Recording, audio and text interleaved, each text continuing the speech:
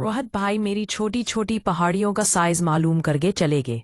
मैं उठकर आईने के सामने कूद को देखने लगी। मेरी अजीब सी तबीयत हो रही थी। रोहत भाई ने जहां जहां पे हाथ लगाया था वहां वहां सनसनाहट फैल रही थी। इससे पहले कभी भी मेरे साथ ऐसा ना हुआ था।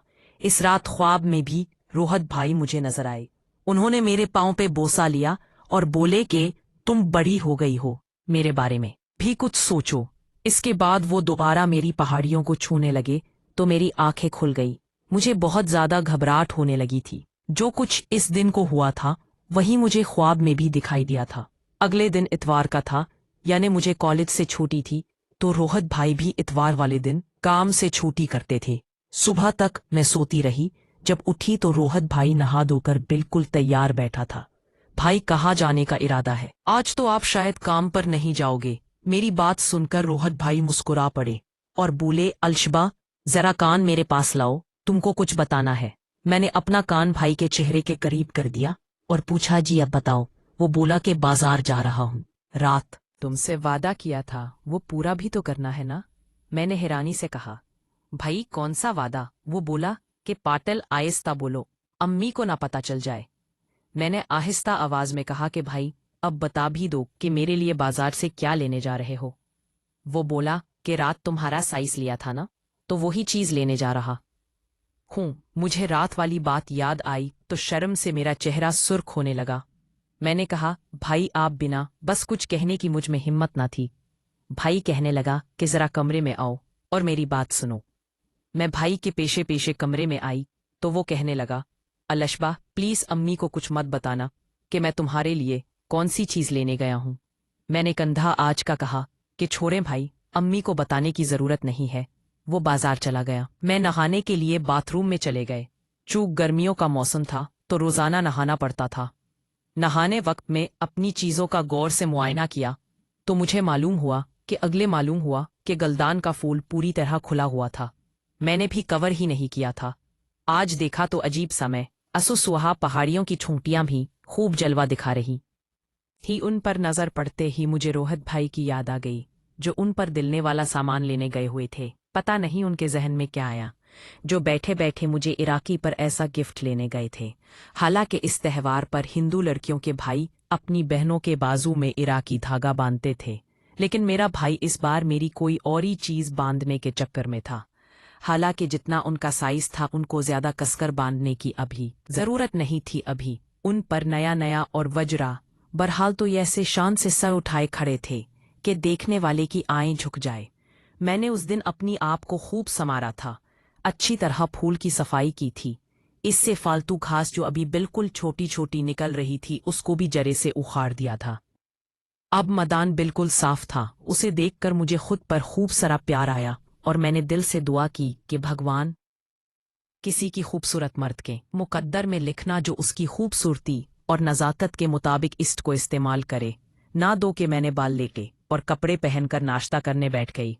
आधे घंटे बाद जब नाश्ता खत्म किया तो मैं बालों को खुश्क करने के लिए छत पर चली आई और रूम में बालों को खुश्क करके ब्रश किया। फिर भाई के कमरे में चली गई।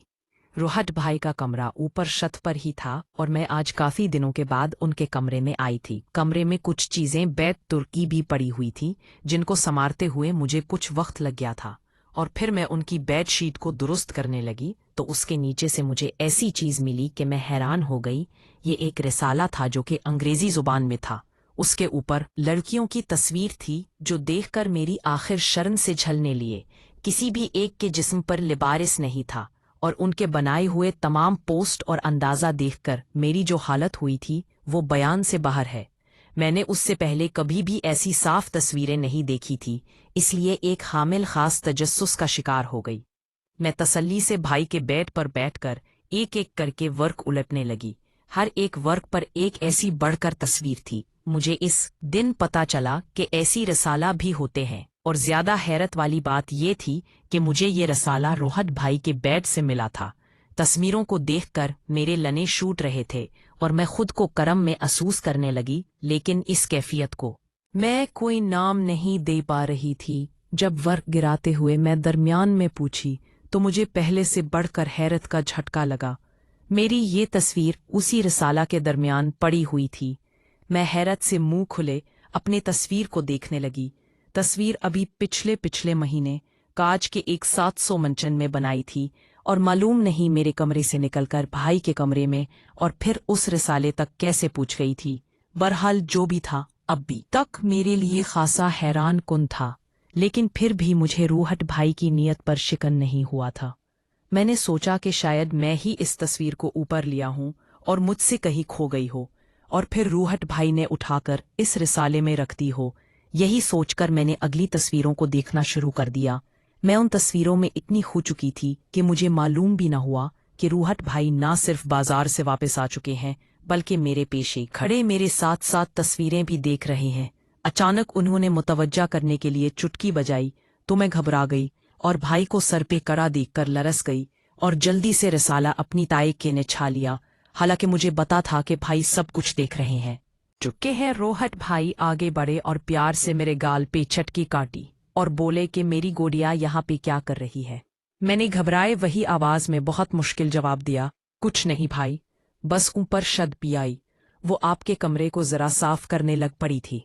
इसी वक्त रोहट को किसी की कॉल आई तो वो मोबाइल फोन कान से लगाकर कमरे से बाहर चले गए। मैंने रसाला अपने नीचे से निकाला और जल्दी से बेडशीट के नीचे रख दिया और फिर उनके कमरे से बाहर निकलने लगे तो भाई फोन काट के वापस आया और मेरा हाथ पकड़कर मुझे बोला, गोडिया कहाँ जा रही हो। रोहट भाई अक्सर मुझे प्यार से गोडिया कहते थे। मैंने कहा भाई नीचे कमरे में जा रही हूं। तो भाई ने कहा कि नीचे क्या रखा है, देखो मैं तुम्हारे लिए क्या लेके आया हूं। ये कहकर उन्होंने शॉपिंग बैग मेरे सामने रखा। वो बोले चलो अपने गिफ्ट निकाल के देखो।